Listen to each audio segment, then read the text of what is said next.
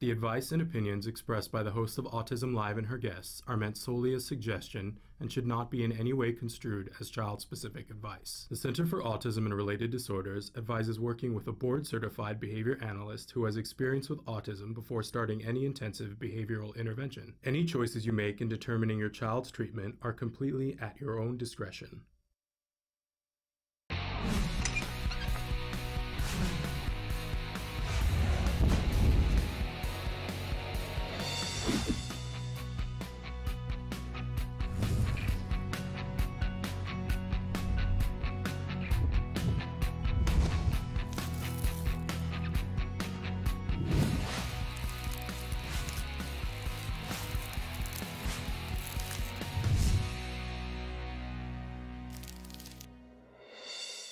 Good morning and welcome to Autism Live. I'm Shannon Penrod. We're coming to you live from the Warner Center in Woodland Hills, California. This is the home for Autism Live. It is also the home for the Center for Autism and Related Disorders. And we're thrilled to be with you live for the next 2 hours, bringing you topics from a 360-degree perspective surrounding autism. I want to also state that it's already been happening this morning. We were commemorating World Autism Awareness Day on Monday, which was the actual day you're supposed to commemorate it. It is the day that was put forward by the UN. I don't know why there was a conflict with the UN that they didn't commemorate it on Monday. They're commemorating it today. There are a lot of our friends that are at the UN this morning. We read to you the Secretary General's statement for the year, which says that this year the focus is on women and girls on the autism spectrum, which just makes me really happy. And if you have the opportunity to look at some of the proceedings this morning that happened at the UN, I think that would be a really fun thing to do. We know several people that are on the floor. I know Molly Olapini was there this morning. I know that Lane Hall was there with Dominique Brown. Dominique was just on our show a couple of weeks ago. Talented young man, and they are both there on the floor. And I think that there are other people that we know, but I'm not 100% positive. So very, very exciting. It is April, which is Autism Awareness Month. For some, that's autism awareness. For some, it is autism action. For some, it is autism inclusion, whichever words you use. I like to think of this as a month in which we roll back the curtains and try to invite the rest of the world into the autism community so that they can know some of the challenges that the individuals in this community are facing. All right, so we're going to be talking about that and much more. We've got great guests for you. Samantha's going to show you some of the different ways that you can connect with us here at the show. While she does that, I want to remind you that our homepage is autism- that's the dash in the middle, live.com. And we're a little bit delayed on our retool. It always goes that way, right? It's construction. But we have a new website that's coming. Excuse me, it's fabulous. You're going to love it. It's going to give you access to more videos and ways to search those videos to find the topics that you want, which makes me so happy. I could just run around with my hair on fire. In any case, Samantha's showing you some of the different ways that you can get in contact with us. If you do go to autism-live.com, what you will see is a computer screen, and if you click on the triangle on the computer screen, it will start the live show or the most recently recorded live show. If you want to go back in time and you don't want to leave the page, there is a memo tab in the upper left-hand corner. If you click on that, you can see the 100 most recent episodes of Autism Live, which is kind of cool, and you can fast forward, rewind, such and such. Now, to the side of all that, there's a series of white boxes, and one of them says your questions. And if you start typing in that box and hit enter, it will show up here on my screen, and in that way, you and I can have a conversation, but better than that, you can have a conversation with our experts. We do want to apologize. We can't always get to all of the comments and all of the questions, and that bums me out severely, but we're doing the level best that we can. And we'll continue to try to up the stakes on that. Okay, I do like to remind you at the start of the show that we have many experts that are here to join us, and today I've got great folks on the show. But please remember that no matter how strident my voice gets, I am not an autism expert, okay? I don't want you to mistake me for that. I'm a mom, I'm a former teacher. I am an autism mom, a very proud autism mom who was able to get the support that I needed to be able to help my child. And it wasn't easy, let me say that. It was hard won, and sometimes it was in jeopardy, but I got the help and support that I needed and that my son needed, and that has made all the difference. And I, made a deal at one point. I was on the floor, hands raised saying, please help me to help my child. And if you do, I promise I'll do whatever it is that you show me to do, and then I'll try to help as many people as I can. So I'm here. I want to help you. I have to pay down that karmic debt, and I take it very seriously. I want to assure you that everybody in this community is different, and that what you need might be different than what I need, right? I may not know, I can assure you, I don't know everything that is available to you, but I'll help you to look through it. I'll help you to try to connect with something that's meaningful to you. How's that for a deal? And we're free here. Isn't that a lovely thing? In any case, we like to start every Thursday morning with something we fondly refer to here as the jargon of the day. This is when we take on one word, one phrase, one acronym. We try to figure out what are they talking about and why don't they use plain English, right? But the truth is if you learn these jargon terms, even a little bit at a time, they will help you to save time and money. You'll get more done. So we give you a term. Then we give you the actual definition, which I promptly like to make fun of, and then we give you a working definition, which hopefully eventually, even if it's not the first time, you'll be able to make some sense of it and take ownership of it for yourself. Deal? Sounds good? Okay, so today's term, because we are officially in IEP season, is LRE. Doesn't it sound like a railroad in Long Island? So LRE stands for Least Restrictive Environment. Ooh, doesn't that sound interesting? Okay, so let's look at our actual definition of LRE.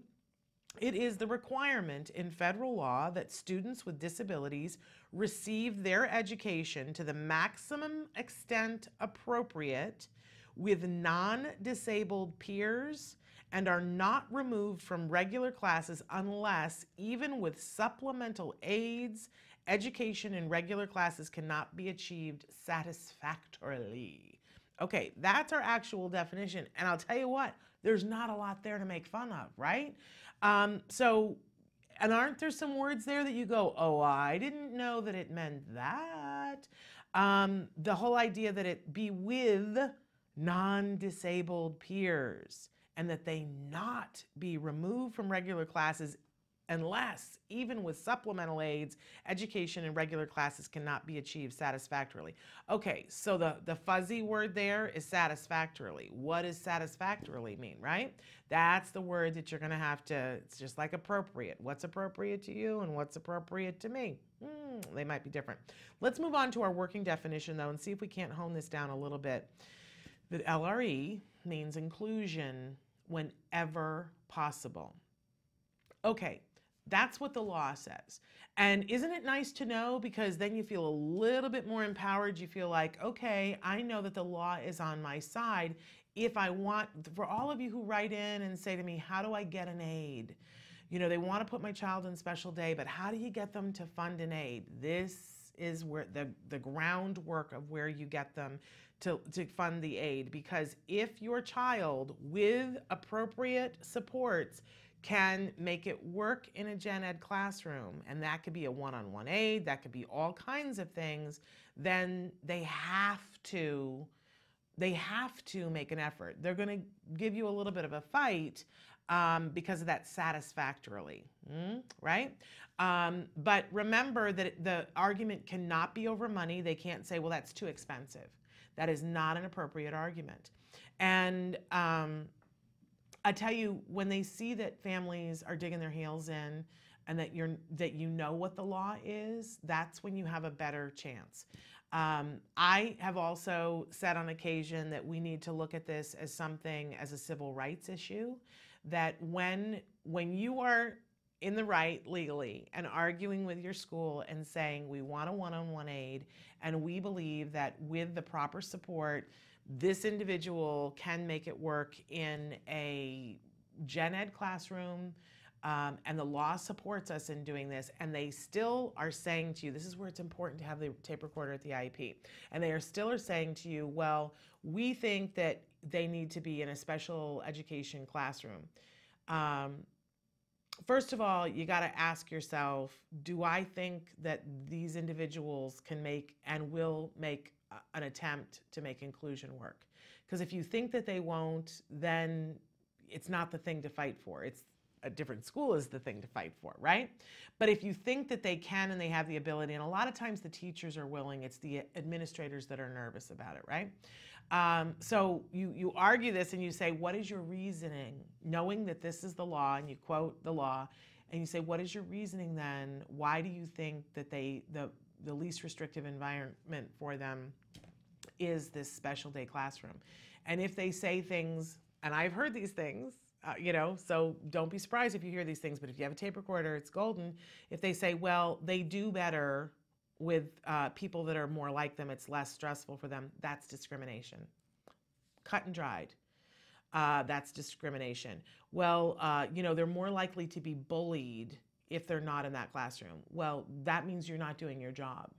Are you saying you can't protect my child? Because the law says that my child is entitled to least restrictive environment. You just one by one, but you have to find out what their rationale is. Because if you think that your child can, they've got to have a reason that's meaningful.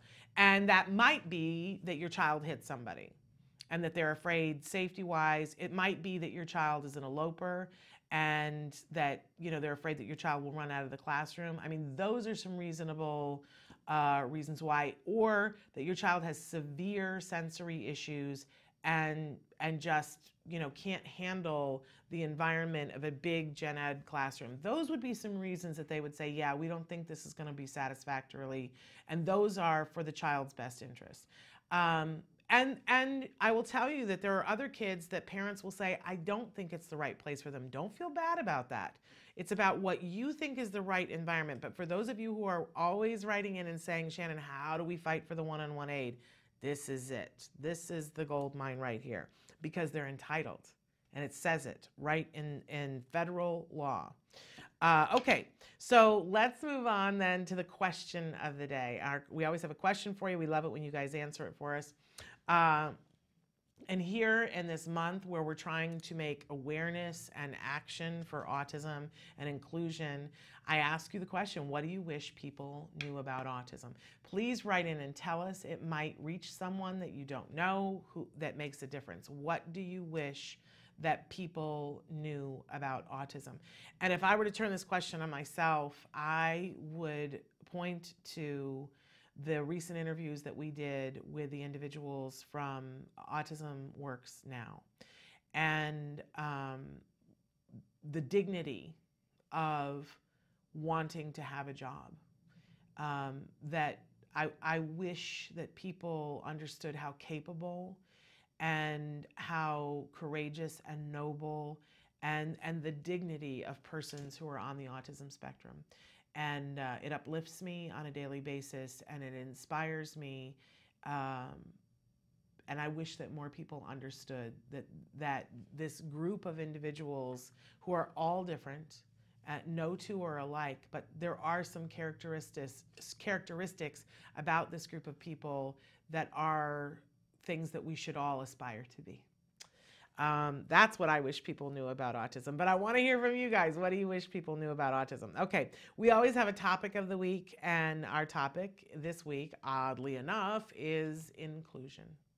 Inclusion and knowing that everybody, it's interesting that yesterday was the 50th anniversary of the death of Martin Luther King. And so many people yesterday were talking on the airways and broadcasting about his message of justice. And I listened to that, and it really, what Martin Luther King had to say about justice is the base of inclusion for me. We talk all the time on the show about the cartoon with showing kids that we're not asking for equality, we're asking for justice. There's the 3 little kids that are lined up trying to see a track meet, and one is taller. There's a curtain in front of them. One is taller and he can see over it. One, it cuts off his vision about here, and one is too short to be able to see, and that's equality, right? But justice, and then they show the cartoon where the child who's tall, who can see over the curtain, he stands there and he can see, but then the one that his vision is cut off, he's got a little bit of a box underneath him so he can see over it, and the one who is shorter has a bigger box, and now they can all see. It takes nothing away from the other two. If there's a box and the box is different size, it takes nothing away from them, but it gives everybody the justice of being able to see what's happening.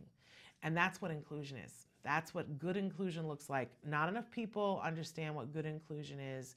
And it's something that there are things about inclusion that I need to be educated about. And I want to be educated. I want to learn more and more. I suspect that I will never arrive and know everything about including others that are different from me, because how could I? Everybody is different, right? So I think if we could get everybody into a space of learning and growing about inclusion, it could be powerful, right? Absolutely powerful. So moving on to some of the different things that we have on the show today. Of course, we're welcoming back special education attorney Bonnie Yates. It is IEP season. You guys have been writing in questions. She's going to answer a bunch of them. Veronica Hinosa is going to be with us. She is one of my favorite card experts. She's a remarkable young woman, and she's going to be answering some of your questions. And then also one of my favorite people, Carrie Mallory Thompson, is going to be joining us for Arizona Autism Network of the Western Valley. It's AZA now. I think I got that close to being right. And Carrie also has a blog and page, Autism Will Not Define My Son. And she is an amazing tour de force. So she's going to be here talking about some of the things that they've been able to make happen in Arizona and what that has meant to the families there. And I feel so happy and squishy that she's going to be joining us a little bit later on. So all of that, plus hopefully a mindfulness moment and a autism in the classroom moment, and answering some of your questions if we can squeeze it all in. You know, we do our best. So hang on. We're going to be back after these messages with Veronica Hinosa, so stick with us.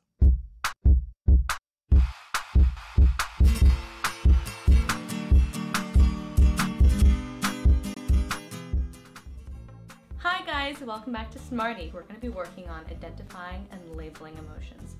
In February of last year, I know we did something super similar, but I promise you for this project it's going to be faster and easier because part of the project you'll be printing from our Facebook page at facebook.com/autism-live. Well, here's the rest of the materials you'll be needing. Templates, scissors, crayons, and tape.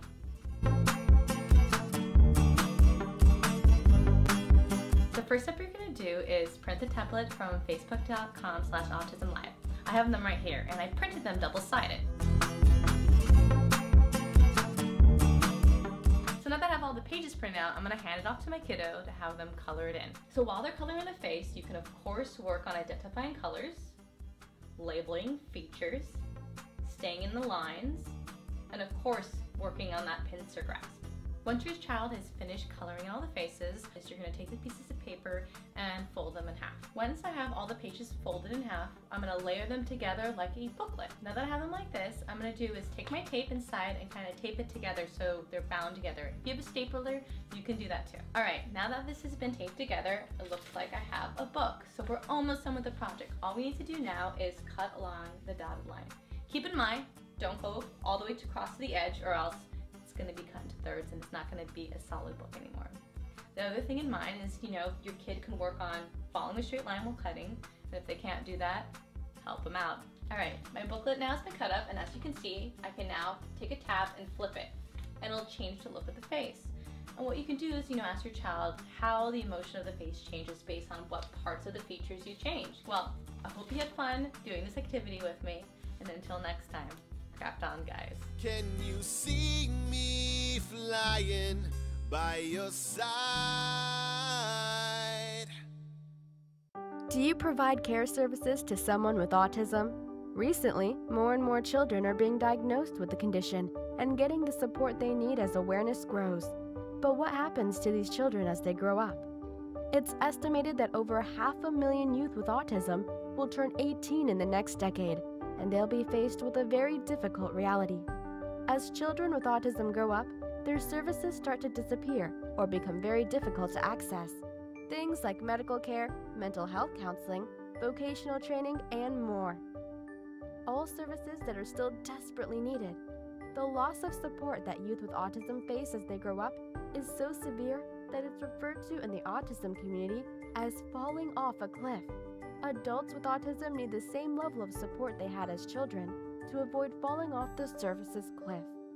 Introducing Skills Living, the web-based software designed specifically to help transitioning youth and adults with autism so they can avoid the cliff and instead fly to success.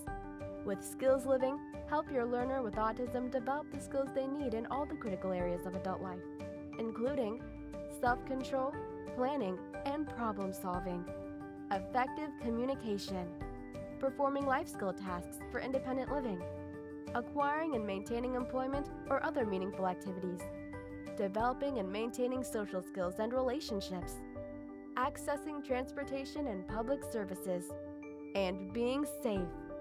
Skills Living includes a comprehensive assessment, a data collection mobile app, behavior intervention plan builder, and automatic progress reporting.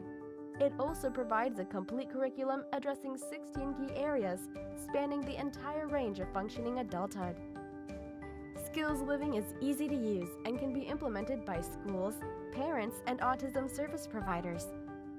Call or click today for your free demo and see how Skills Living can help your learner with autism avoid the cliff and instead reach their fullest potential. Skills Living. Wish, learn, become. What is autism? What is autism? What is autism? What is autism? What is autism? What is autism? I've been asking myself that for a very, very long time. Let me think about that one.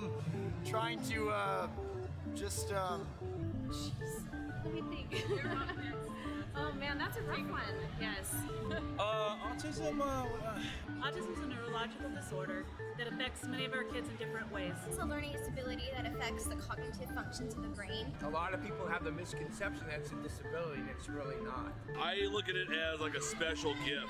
When one person thinks differently from another. It's an opportunity for everyone to learn to understand someone that's a little different than them. Autism is the ability to educate. They're given so much talent in different areas. To me, autism means a chance to be with and be around people you really care about. Autism is beautiful. It's a way of seeing the world differently. It's always unique, totally intelligent, and sometimes mysterious. Happiness that comes out of my son's hard work. It's a movement. Unpredictable. That's right. Awesome. Love. The field I want to work in. Laughter, fun, joy. Autism is beautiful to me. I want you to remember these three words. There is hope.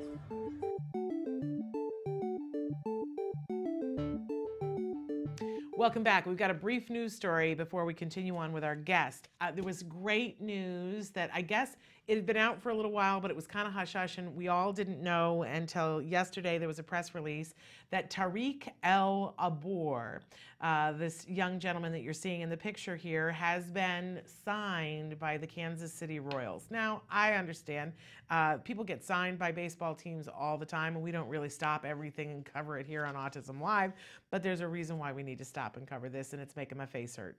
Tariq is the first person that we are aware of, and that's a big asterisk, that has been signed to a Major League Baseball contract as a player and is open about the fact that he is on the autism spectrum. Does that not make you want to jump up and down and scream and holler? It does me. Want to say a big shout out to the Kansas City Royals, which were always one of my dad's favorite teams. And this young man played, first he played, I guess Little League, and then he played college baseball and did a great job, and then was not drafted. And that was a bummer, but Tariq didn't say, oh, well, I guess it's not going to happen for me. Oh, no. He went and joined an independent league, the Empire League, and he has been playing for the last 2 years in Plattsburgh, New York. And he took his team twice to championships, won awards, won Rookie of the Year the first year that he was doing there, had a batting average of .240, which I don't know, but I think that's good. And in 38 games played, had a total of 122 plate appearances. He drove in 11 runs and was second in the league with 18 hit by pitches. Somebody was quoted, VP Jerry Gonzalez said, he has been a champion every year he has stepped foot on the Empire League field. His mindset is set on one goal, and that's Major League Baseball. We believed in Tariq like many doubters did not. I am so beyond and excited and happy for this kid. I can't explain it. This is a great day for Tariq's career. Excuse me. I'm verklempt. And we are beyond happy that we are able to help him along his path. And then CEO Eddie Gonzalez said, opportunity is earned first before it is given. And this young man has rightfully earned an opportunity, a devoted, dedicated, hardworking ball player who has overcome so much adversity and been told no 1,000 times. All he needed was one yes. I am honored to have been blessed with a chance to sign a player of his caliber. I didn't do it because I wanted to prove people wrong. I signed him because I saw what he could do, and he wanted to prove everyone wrong. Well, he has done just that in the Empire League. 2 seasons, 2 championships, a lot of maturing and learning. That's what an independent minor league of this level should be about. I'm very happy for Tariq, and I can't wait to follow his journey. He is a prime example to many ball players that reach out to us needing just one yes. Good luck, Tariq, and welcome to the fraternity of men that played affiliated baseball. The Kansas City Royals are a class organization for providing this opportunity earned by Tariq. I have goosies. I am loving this. This is amazing. When we talked with Temple Grandin on Monday about how sometimes it takes that much more work, and look at this young man who didn't take no for an answer, who said, I'm going to go play ball. I'm going to play ball the way I know to play ball. And now he's been signed to the Kansas City Royals. As of Sunday, our understanding was that he met with them in Arizona and has started with their rookie club in training, spring training. So we look forward to seeing Tariq. I will tune into baseball this summer on a regular basis to watch Tariq play and to cheer. We hope that we see him there doing that. And I also want to say hi to Kevin, who wrote in on Facebook and who's joining us. I'm glad that you're here with us, Kevin. And okay, do we want to take a break and come back with Veronica, or we just want to switch over to Veronica? Quick break, and we'll be right back with Veronica Hinojosa. I'm saying it right this time. Stick with us.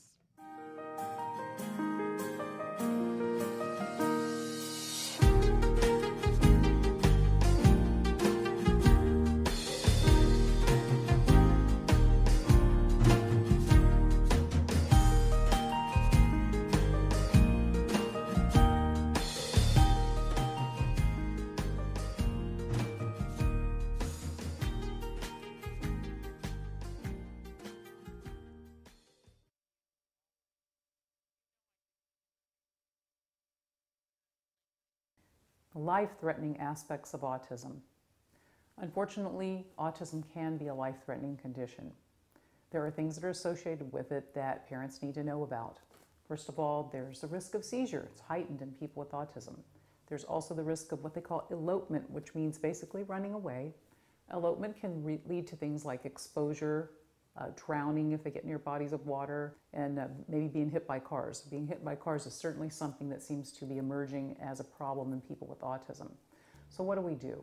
We have to take certain steps to keep them safe to start. That means at home. Let's look around the home first.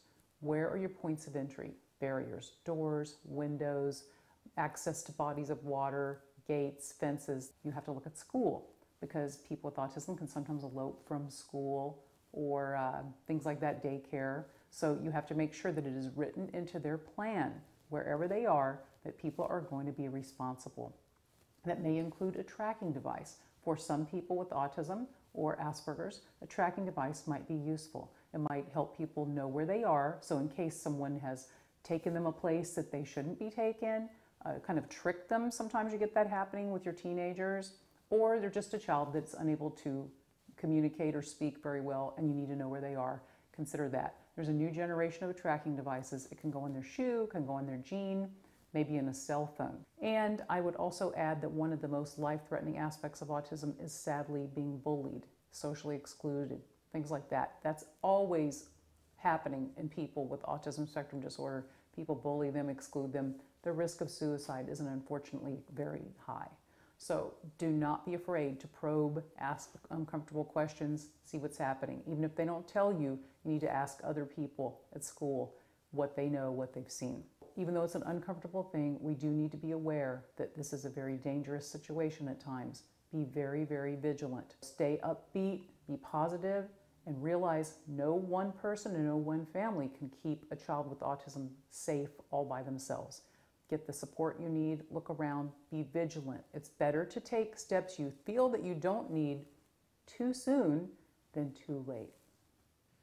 Welcome back to Autism Live. I had said before, we have one of our favorite autism card experts with us this morning, but I said her name wrong. Don't hold that against me because I meant what I said. She's awesome. Veronica Hinojosa is joining us right now. And I spent a lot of time, don't you look beautiful? I spent a lot of time with Veronica last summer as I was touring around going to different card offices in Texas. But Veronica, tell folks that are watching what your job is and what you do. I'm the regional manager for the card offices in Texas. So I provide support to the Austin offices, the San Antonio offices, the Corpus Christi office, and the Houston office.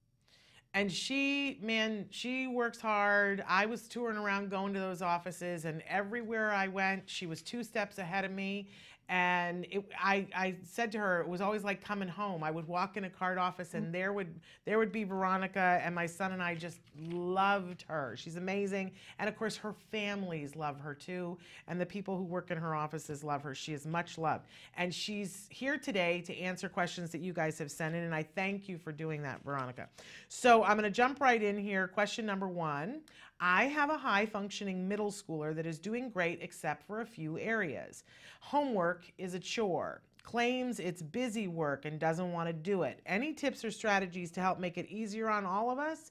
In class, his teachers say he doesn't turn in work, classwork and homework, and daydreams. I think it's because the teacher goes at a slow pace and he gets bored. He's not doing as well as he should because of missed assignments that he can do in his sleep, but forgets to turn in, even when he sees everyone else is handing in their work. Also, how can I help him manage his free time? He just follows me around saying, I'm bored. This is usually because he lost a video game time, otherwise he would play for hours. Why won't he just pick up a book or his instrument? And thank you very much. I love, love, love this question because some people are on spring break and summer's coming, so help us, Veronica. What can we do? Okay, it was a loaded question, and it was a really good question because I think, just like you said, Shannon, it's something that a lot of different people struggle with, especially when the kids get older and when there's just a lot of downtime. So I think there's 2 things to tackle. And before I say any of it, I'm sure that all of you guys are well aware that none of the solutions are going to be like overnight solutions, right? Like I think the best thing my mother ever said to me when I came into the field was everybody wants you to be able to wave a magic wand and fix the problems that we're dealing with our kids, but that's just not the reality of the situation. Everything that we do, every behavior change that we try to make, it's going to take some time, it's going to take some dedication because we have to build new routines. So it would be the same, like if you were trying to quit smoking, if you were trying to take up an exercise routine, if you were going to try to learn a new language, those significant endeavors, they just take time and they take dedication and practice. So nothing overnight, but there are things. There are things. There are ways that we can work on this so that we can see progress, though, over time. Absolutely. Okay. The number one thing for this kiddo, it sounds like, is motivation, right? So right now he's reporting that he's bored. it doesn't feel like necessarily meaningful calling it busy. And we have to think about our kids and all of us. We always see like the immediate satisfaction before we see like the long-term consequences and satisfaction. And just have to practice those executive. And Veronica, I'm going to ask you to hold on for a second because we're losing some of her audio. Samantha, do we think it's worthwhile to call her back and see if we can get better audio because it's kind of cycling in and out? All right, we're going to try calling you on the phone because I know you've got good information. So we're going to get you on the phone. Keep your face on Skype, but we're going to get you on the phone. While we're doing that, why don't we go to a break for just a hot second and then come back and we'll do this right. Everybody okay? Yeah? We'll have you guys hold on and because I want you to hear what Veronica has to say.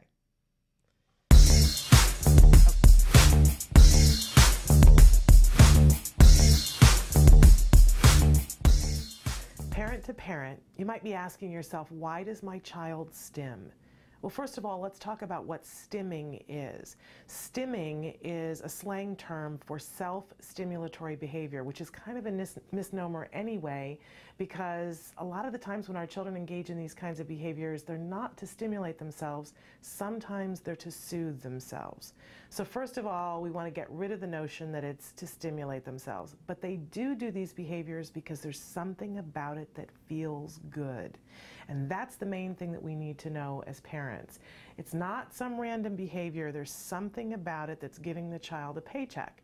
And once we get an idea of what that might be, we need to find a behavior that can take that behavior's place and start to reinforce that. We want to pick something that's more socially acceptable. So if, for instance, the child is doing a lot of hand flapping because they like seeing their blurred fingers, then we can find something else for them to focus on, maybe a toy that does blurred colors. So for a period of time, they'll focus on that. The main thing to remember, though, is that there is a reason for these behaviors. There's something about it that feels good to the child. And once we know that, we can begin to change it. There's a phrase that's being used in the autism community called stimming.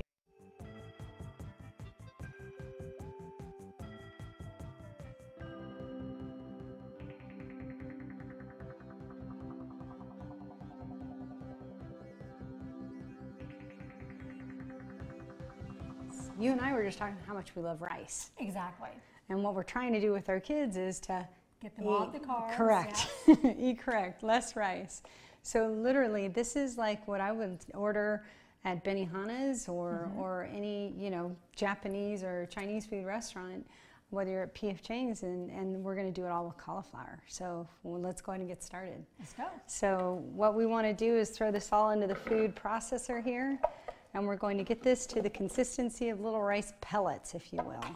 So, and I'll throw some on the floor for the gods who need the floor cauliflower. And that's good. I think that's enough. Okay. So we'll go ahead and pulse this on.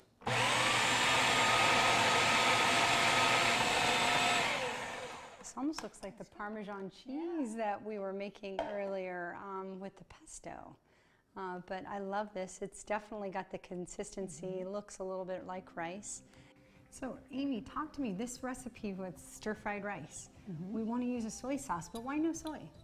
So with a lot of our kids, where we know they have issues with gluten and casein, soy is very similar in the way it's molecular. Welcome back, and we apologize. We were having some sound issues, and I want to make sure that you could hear Veronica Hinojosa. She's here with us, joining us. She's a regional manager for card offices in the Texas region. She's an expert, and the question that we had was from a mom talking about a high-functioning middle schooler who is having issues with being bored, not turning in homework, not having the, as you were saying, the motivation to do things that aren't preferred. So Veronica, you had some advice. You were saying, just to recap, that everything that you're going to say, none of it is going to be quick fix. It's going to take a little bit of time and a little patience. Okay. Absolutely. All right. I'm turning it back over to you. Okay. So I think especially for this kiddo, the first thing I would do is recommend that you start with an extremely achievable goal. So if the kiddo is not turning in 10 homework assignments a week, sit down with him and the teacher and say, okay, we're going to focus on you turning in 1 homework assignment per week to start. and then 2, and then 3, and then making sure that he's being rewarded for it. But if he hears 1 or 2 homework assignments at the beginning, he's going to be like, oh, that's a piece of cake, I can do that. And so he's going to be way more motivated to follow through with that than if you try to give him all of the homework all at once.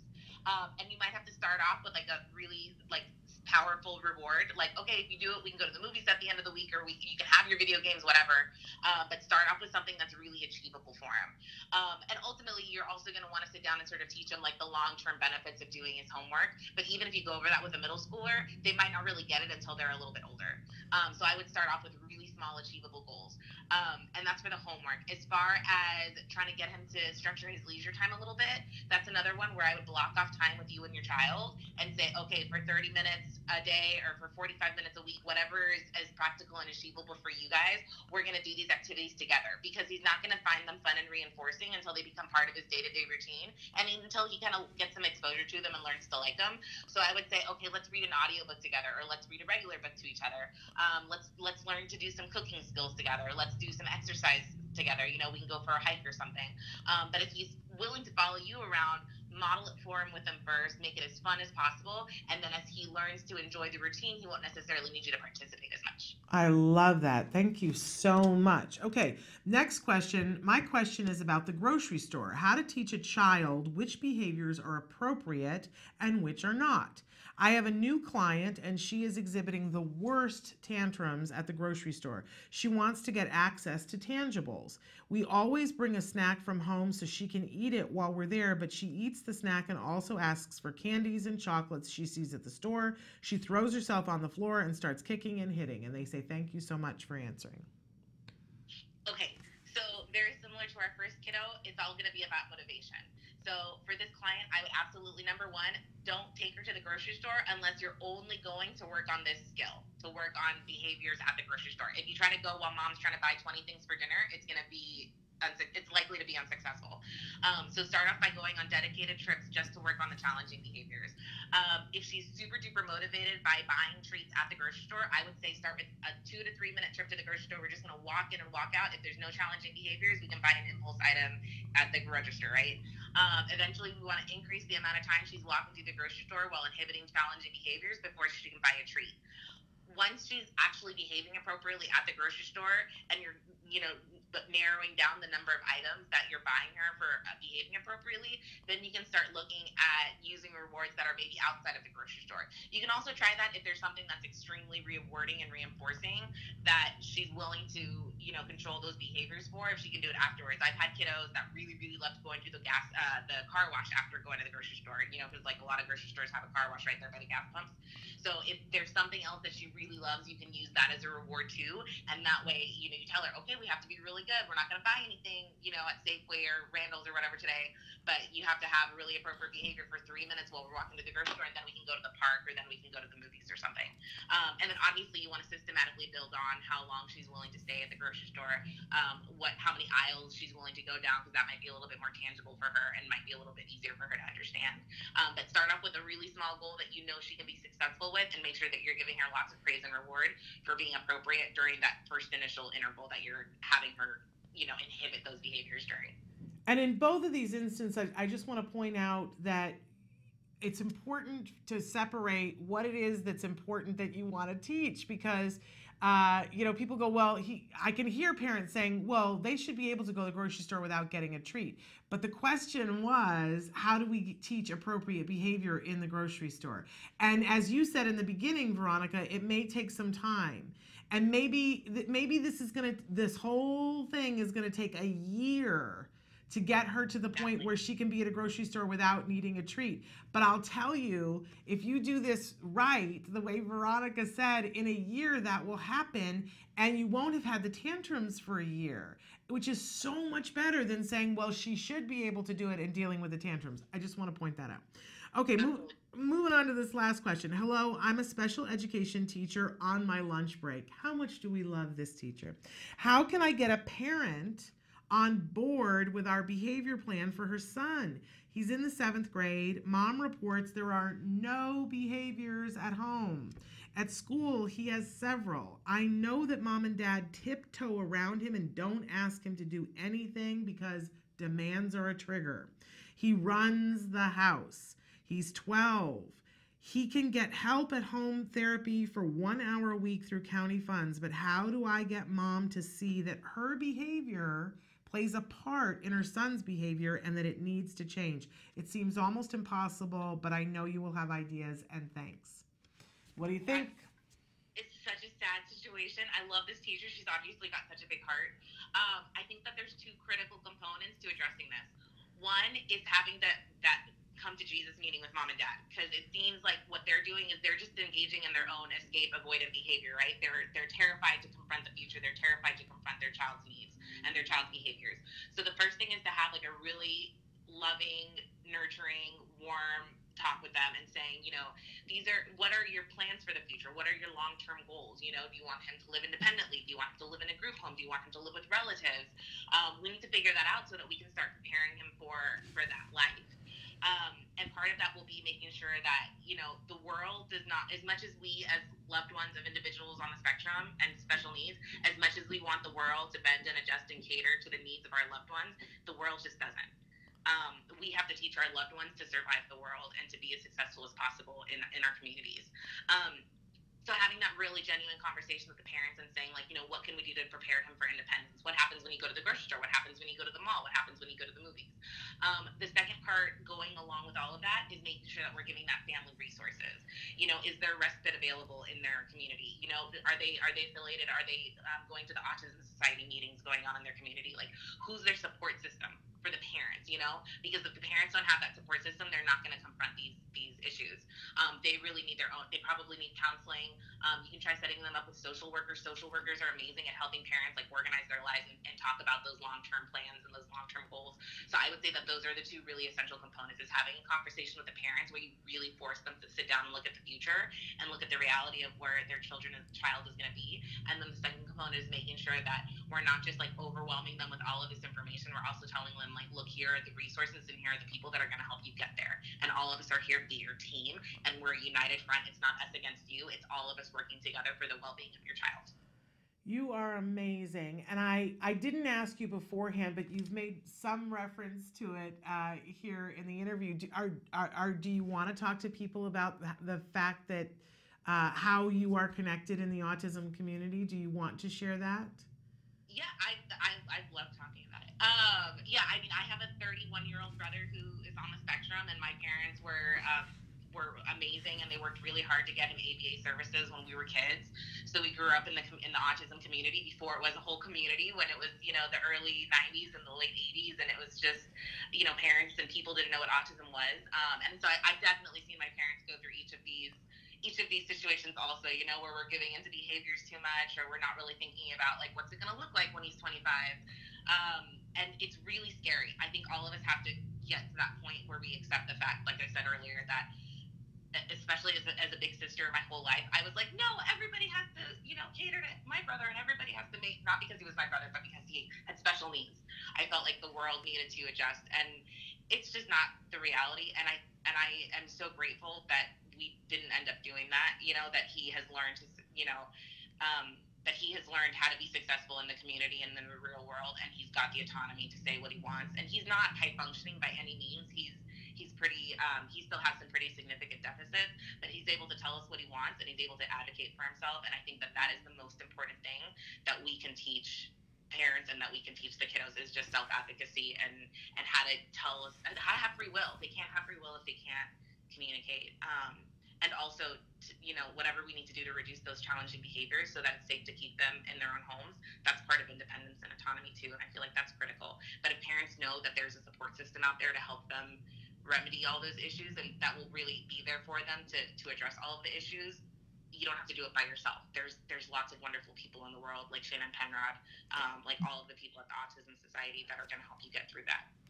Well, and like you, I just I love to hear the passion in your voice always, and love to share you today with our viewers, because sometimes I know our parents think that there aren't people out there to help them. And I wanted you to see that there are people with a heart as big as Veronica's that are out there that are fighting for you and your kiddos every single day in every way that they can. And that truly is what she's out there doing.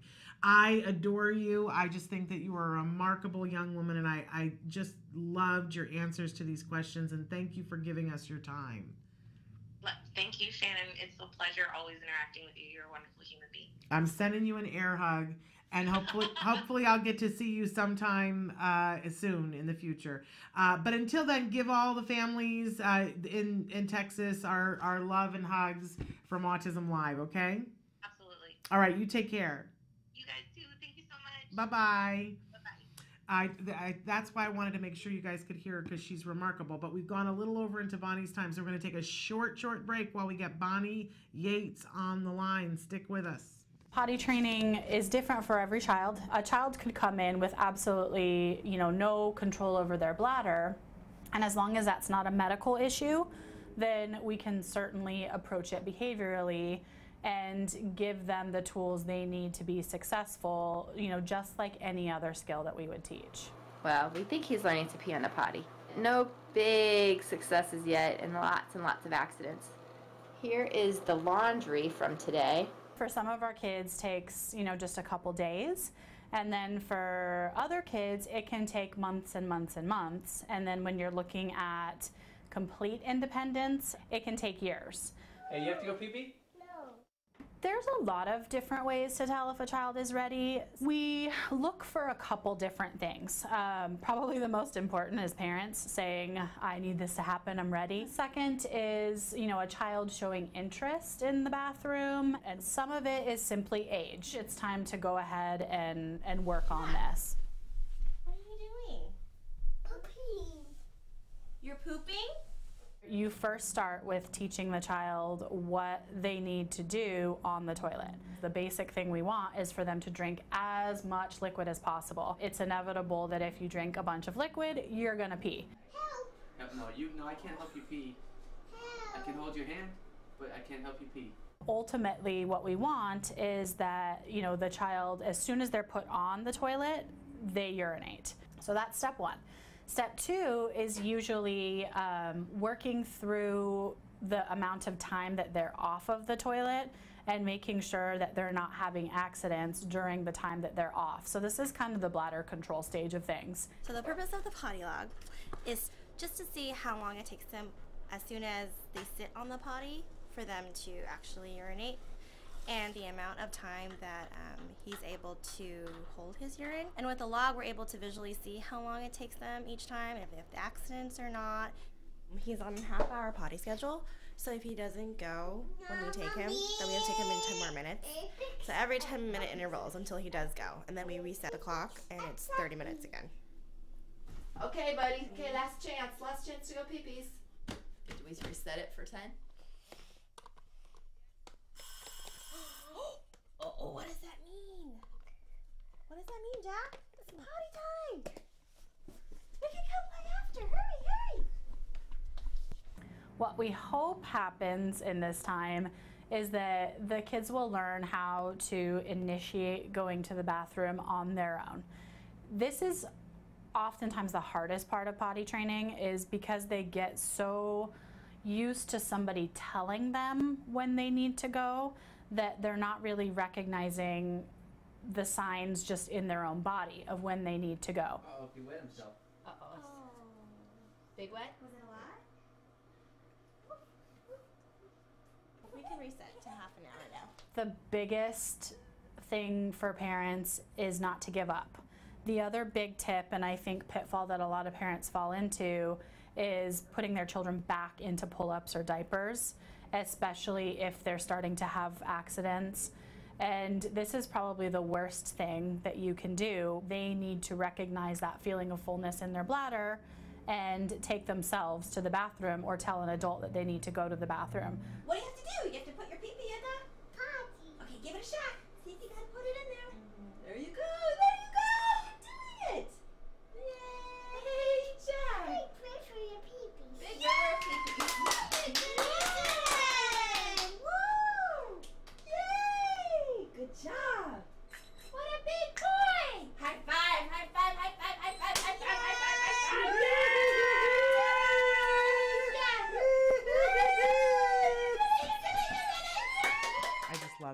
we show that. In any case, we're back a little bit late, but we have the fabulous Bonnie Yates, special education attorney, rejoining us. We've missed you so much, Bonnie, while you and I were off on different adventures. But thrilled to have you back. We should say that you are joining us from Hirji and Chow, a really incredible law firm here in Southern California. And can you tell us a little bit about Hirji and Chow and how we can get a hold of them and you? I certainly can tell you a little bit about Hirji and Chow. One thing I want to tell you about Hirji and Chow is since we last met on the air, Rosa Hirji, our managing partner, got the results for a 15-day hearing, against Formosa Beach, in which it was alleged, among other things, that the student was restrained as punishment. He was locked in a room where they put kids for timeout, but the students were encouraged to masturbate in order to return to some level of appropriate arousal, quote unquote. He was locked in a hot car as punishment. He was deprived of food and water. And she won on a number of issues, including an issue that allowed the statute of limitations to be told so that she could go back after the district for things that happened beyond the 2-year limitations period. So maybe what I should do is I should have Autism Live post her decision on the website, because it's one of the best decisions I've come out of OAH. I've seen come out of OAH since 2004. And the thing about it is, it's a little hard to have the historical perspective if you haven't been reading the decisions.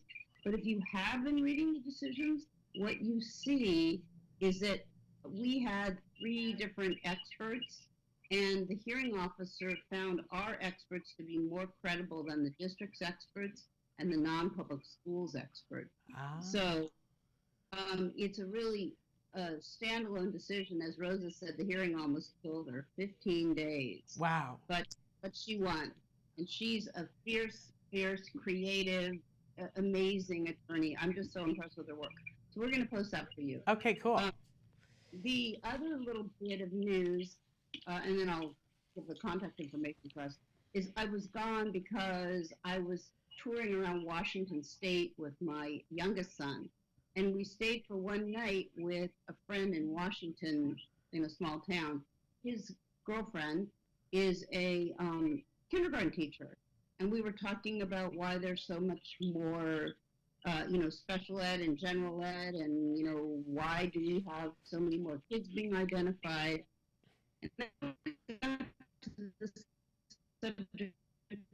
Okay, we lost Bonnie a little bit there. Hang on one second, Bonnie. We lost you for a second. We got her back now? Okay, Skype is not my friend today.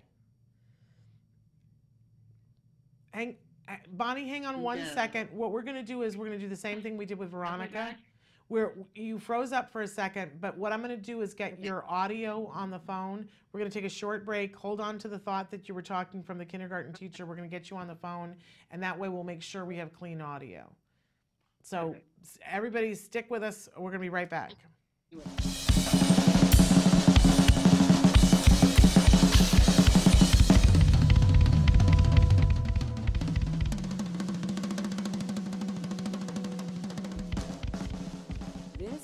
Logan Shepard.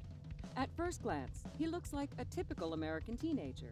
He plays in a band, loves hanging out with his friends, he doesn't like doing homework, and he's not really fond of broccoli. But Logan Shepard is not your typical 14-year-old.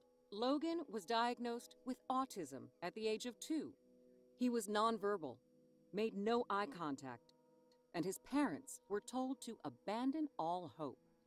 Instead, his parents began an intensive intervention treatment.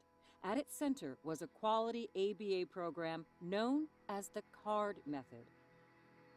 This is Logan Shepard now. All I really want to say is, I'm kind of copying Martin Luther King. I kind of have a dream, that one day, I can just, inspire people and never give up. Because, that's what I want to do in life. Because if I can succeed, they can succeed. And I will succeed.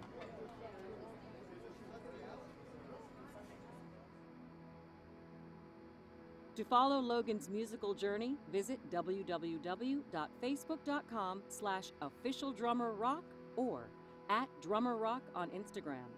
For more information on the card method, visit www.centerforautism.com or call 800-345-CARD. Rock on, Logan.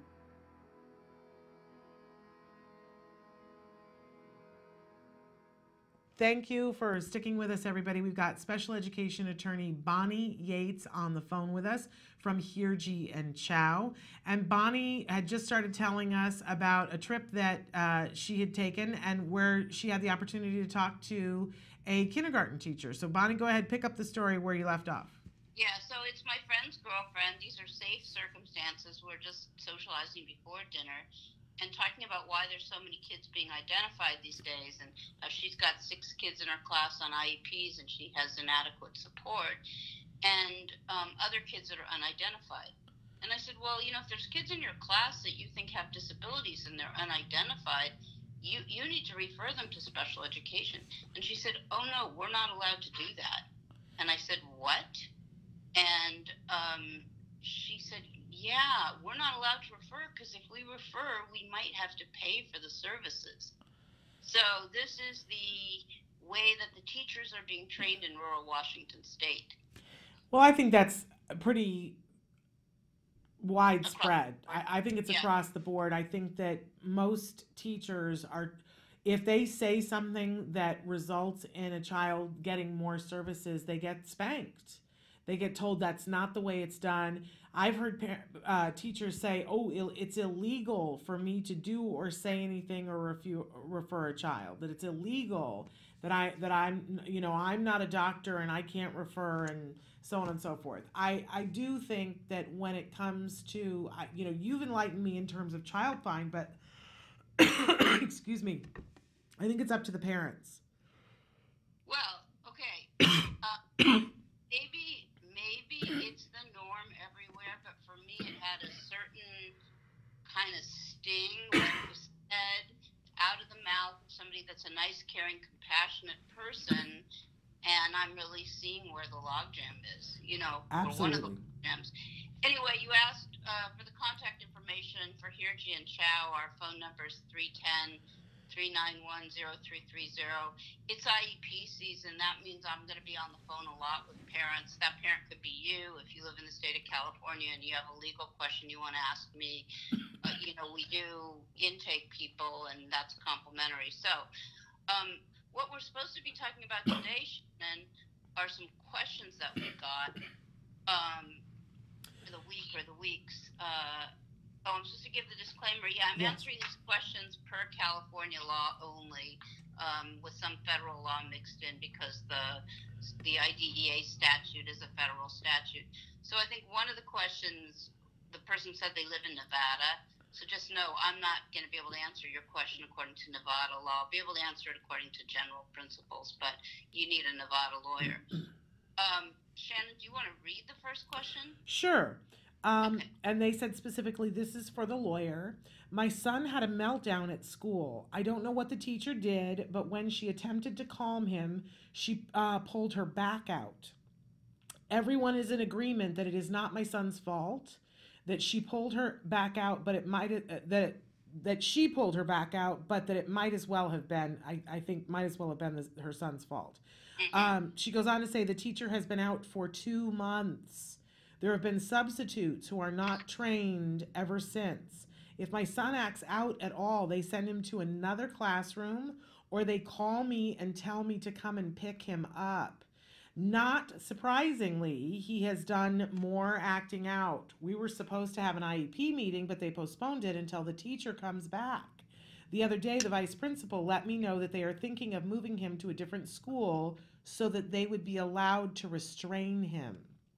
I need to shut this down. What do I need to do? And they say that they are in Nevada. This is scary to me. Well, it is scary because I think our forces are moving quickly and they're out of control. So once you have a student injure a teacher, I'd say that the sub rosa, intention of the school district is they want to get the kid out of the school. And in California, once that happens, you'll see a lot of the times the school district trying to push the kid into a non-public school placement.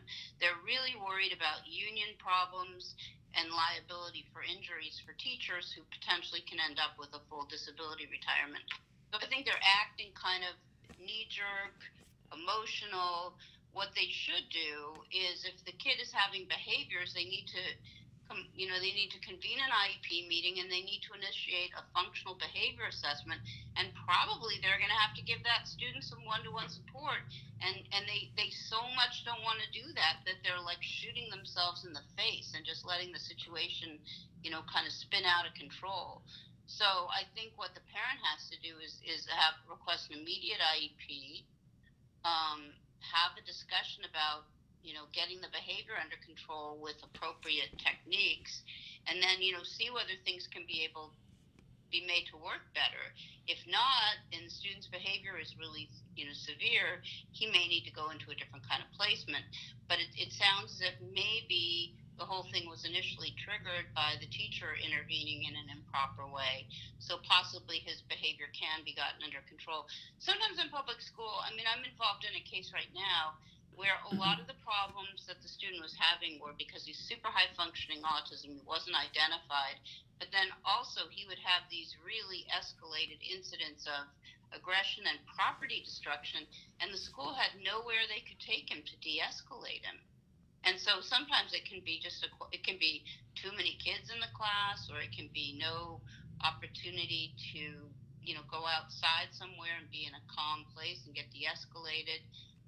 But these are not new problems, and we do know how to address them behaviorally. And so the school can't keep sticking its head in the sand. But of course, a situation like this, the parents really need somebody to guide them. They're going to be, what they need to do is get really familiar with the law on restraint and the law on when a functional behavior assessment is indicated, and so on. And so, first order business in this circumstance is it's probably best practice to get themselves an advocate or a lawyer. Is that what you're saying, Bonnie? Yes, because it's a very serious situation now, and it's possible that they're going to move toward, let's say, exclusion of the students. That's another thing we see a lot of, is students with IEPs cannot be expelled from school because if their behavior is a direct and substantial manifestation of their disability, the regular discipline rules don't apply. So when those kinds of things happen, districts start ganging up, trying to create the worst factual record possible, because there's certain circumstances in which you can move the kid for 45 days to a temporary placement. Once they're afraid of a kid, it's just a bad situation. It's really hard to get things back to normal. And yet, if the parent does nothing, I think the school has already shown their cards and said that they want to move him to a different placement where he can be restrained. And so I'm right there with you, Bonnie, that I think this is as serious as it could be, and that some help and support that is going to be able to sort out the fact that this was the school's fault to begin with, and that their continued actions have been causing the escalation of this behavior. Right, and in California, if you have a trained person, they can use what's called a CPI hold in the classroom if they have to, if they have to make the student safe, and they have to make sure other students don't get hurt. So that's a hold where one person lifts the student kind of under the armpits, and then the second person takes the student by the hands, and so they can remove him. It's not like a basket hold where you're holding the student, by the hands and feet. So it sounds as if the school doesn't really know what their LRE options are either. But in any case, if they start restraining him, the parent should be asking for daily incident reports. Okay. Because they're supposed to document those things and hold an IEP meeting if they're getting into using restraints on a regular basis. Super so it's scary. Just bad all the way around. It's a bad situation. Absolutely. Let's move on to the other question. I hear people on the show. I hear people talk on the show about their child having a one-on-one aide, and I just don't know how you make that happen. What do I need to say to the school, because they tell me he either has to be able to do gen ed with no accommodations, or he has to go into a special day class. They tell me those are the two choices. I watch the show, so I know that isn't true. What do I need to say to get the one-on-one conversation started? And we actually, our jargon term for today was least restrictive environment, Bonnie. Yep. So we talked a little bit about that, but I'd love to have your expert opinion on this. Is this person in California? Do we know? We don't know that. Okay. Because what they're telling her, if she could get that documented in writing, that would be a really great tool to use against them. What they're telling her is absolutely illegal. In 2004, the law was changed and clarified, and it's really clear that every student's IEP starts with when you get to placement, you look at what's called the continuum of options, and you always presume first that the student's going to be in general ed. And only after you analyze whether general ed can be effectuated with supports and services and accommodations, if it can't work, only then do you move to a special day class, a more restrictive placement. Here she's being told you either have to be naked in your general ed class or you have to go to a special ed class. That is so wrong. If you can function in general ed with one-to-one support, more accommodations and more services, the presumption is that you're entitled to it. Now, she's kind of asking, too, what to do, right? She's asking, how do I create the data to support my position that he needs one-to-one support? And the sad answer to that is it's going to be hard to do without a lawyer, but there are some things you can do. If the district has recently assessed, within the last 2 years, you're going to want to try to get an outside evaluation paid for at district expense. And you need somebody to review the the assessment that the district performed and see whether or not the assessment is a competent assessment within the meaning of the law. If the assessment is defective, and there's a variety of reasons it could be, and maybe I'll send you guys a little cheat sheet that we have where we look at problems with the assessment. If she can get an outside assessment paid for at district expense, that person's going to be able to come in, look at the student in the general ed setting, and make recommendations for how to support the student. And that would probably be the first step toward getting the one-to-one. Okay.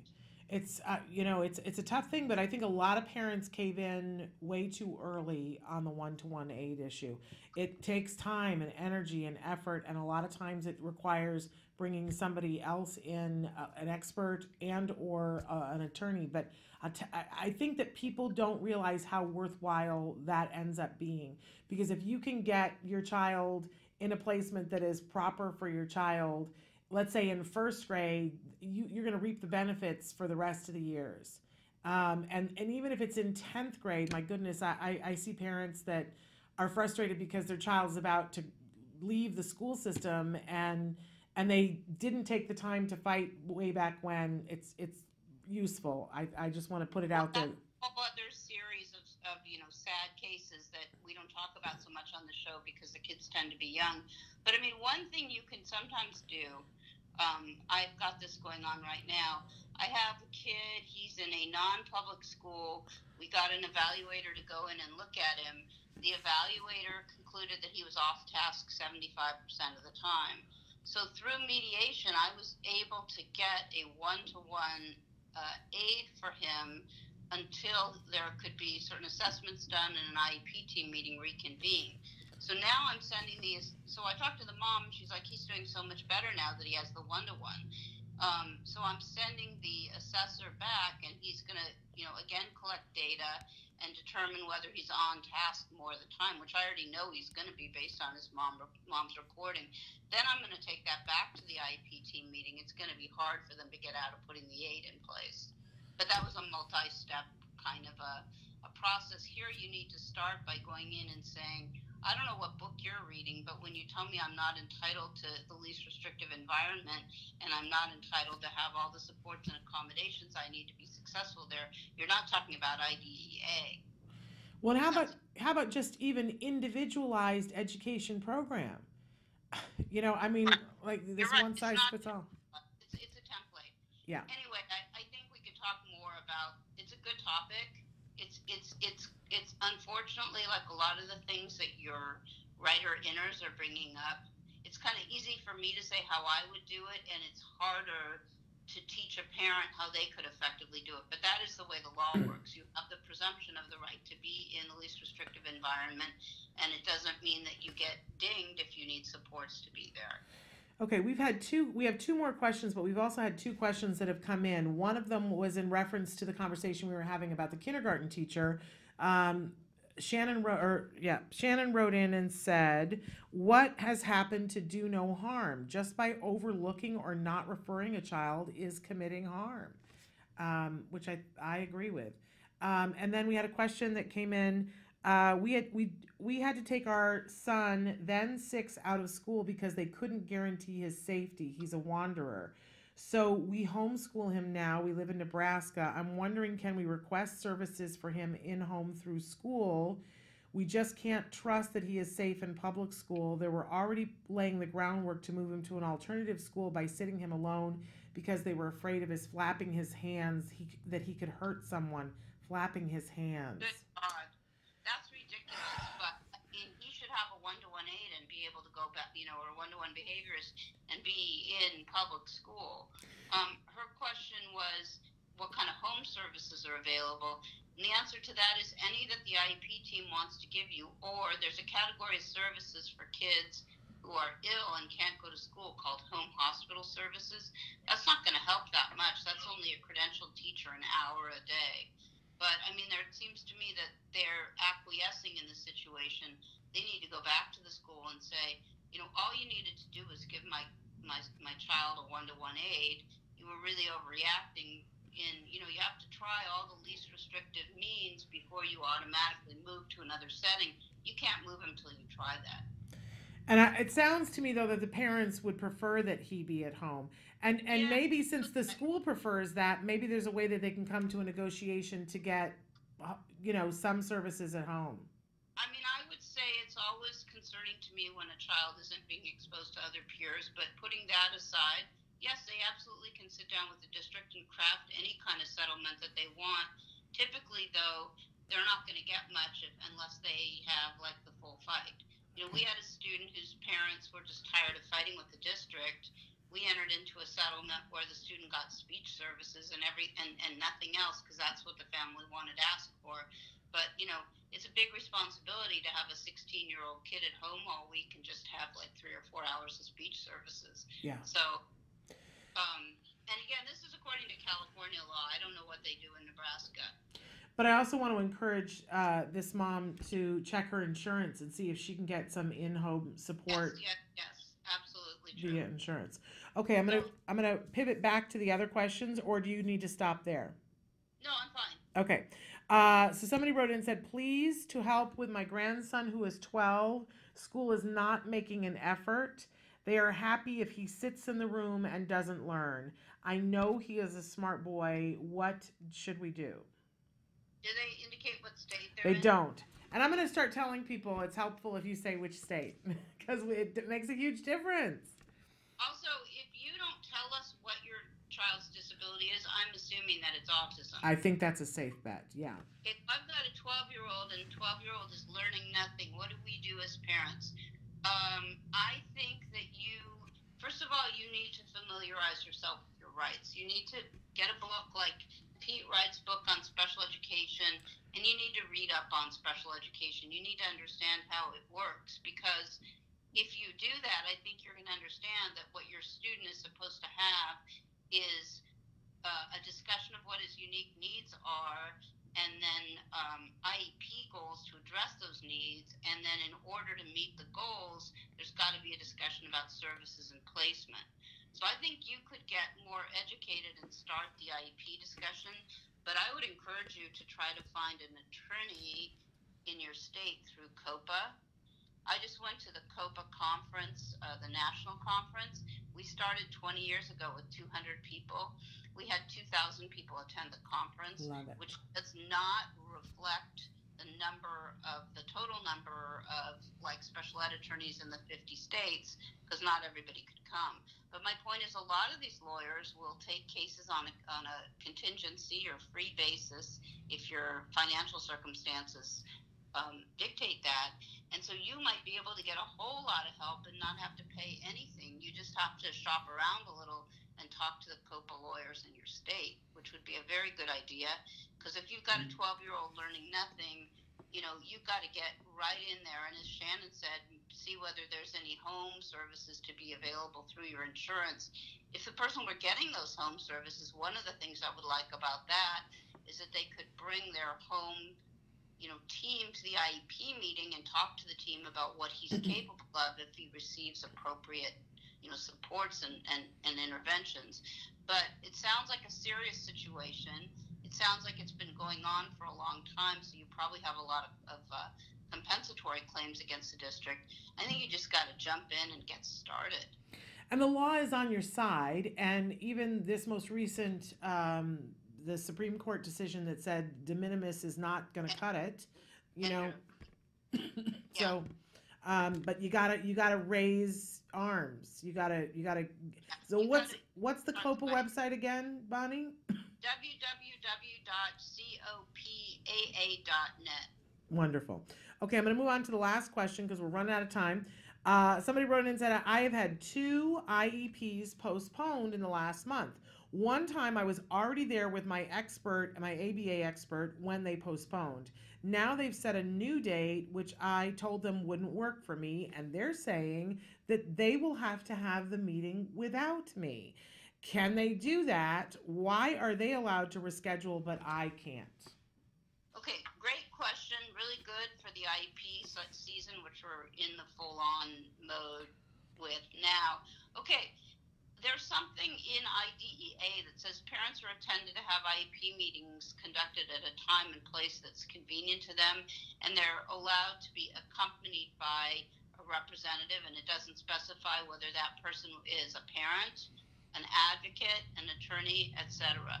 So they're not being cooperative in that way, but what they may be reacting to is that they're concerned that they're going to be out of compliance in terms of not having had an annual IEP within 365 days.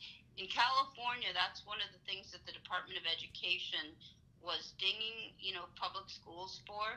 And so that occasioned a push to try to force parents into IEP meetings so that you could, beat the deadline. But what districts do, and this is a possibility in your district, I'm not convinced this is legal, but it seems to sort of be passing the smell test. Districts do something called a stop start, which I just think is like such a brilliant piece of like district verbiage, a district, abbreviation for what they're going to do. And what they're going to do is and usually they do it with a parent present. If everybody come in, they say, hi, this is Joe's IEP. The date is March 6, 2004. And we're gonna initiate the meeting. And then everybody signs a sign-in sheet, and then they shut off the recorders, and then they say, okay, the reconvene date will be blah, blah, blah. And I can't believe that passes muster at the state level, but that's been going on for at least 5 years. So they are entitled to force the IEP to occur within 365 days. But if they're really working with you, they do a stop start. Okay. Good to know. And you can request that if they're saying something like this and say, can we do a stop start? And I would put it in writing, Bonnie, saying you postponed twice. Yes, and exactly. And so now I would appreciate, I think it would be appropriate for you to do a stop start. I would agree to that so that because I want to be there at this meeting and I have a right to. Exactly. Okay. I know that we're out of time here, but I just want to thank you, Bonnie. It is always so educational, and it is IEP time, and I know that you're really in high demand right now, so I want to thank you for giving us some of your time and being here. Pleasure. I'm really enjoying the questions. Please, please, please keep sending them. You guys are way more creative than I am. We're going to post that decision and the cheat sheet about us for you, and then we can talk about that stuff next week. Okay, great. And all again, right. How do we get a hold of Hirji and Chow? 310-391-0330. If our more together, I'd know the website name. You can just Google us. I think it's Lawyers for Children is the website. children. Lawyer, singular, lawyer for children. There we go. All right, together. It takes a village. Yeah, thank you. We love you, Bonnie, and we'll talk to you next week, okay? Take care. Bye-bye. All right, we're going to take a short break, and then we're going to be back with Carrie Mallory Thompson. Woohoo! And will be our friend now. Let's hope. All right, stick with us.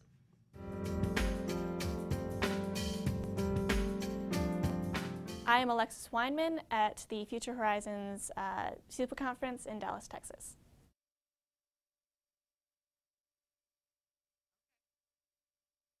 It helped me in a way because it was a format that I was not used to. Like, I had never curled my hair before. I've never worn heels. I didn't know what foundation was. And it was just, it was a very, like, it helped me more in a business sense. Like, I know how to present myself in front of people now.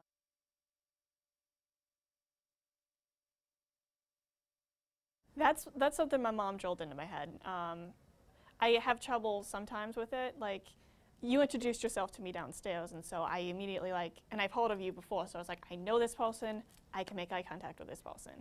And if I'm talking to someone I don't know, or if I'm listening to someone give a speech, most of the time my head will be down. I don't look at people in the eye, but if it's someone I know I need to make eye contact with, I make eye contact.